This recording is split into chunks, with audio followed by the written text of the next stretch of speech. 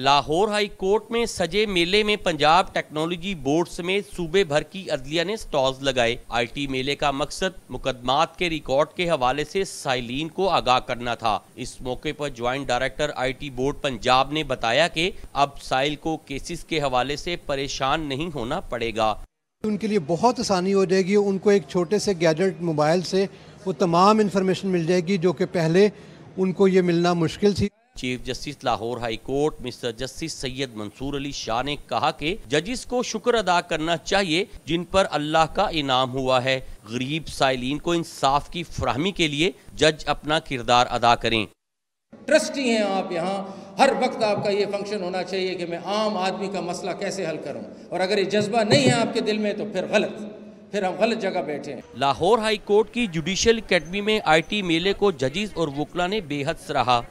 Chief justice Lahore high court کا کہنا ہے جو جج سائل کو انصاف فراہم نہیں کر سکتا وہ کوئی اور ہی کام کرے تو بہتر ہوگا۔ کیمرہ مین تجمل حسین کے ساتھ توقیر گھمن، ڈان نیوز، لاہور۔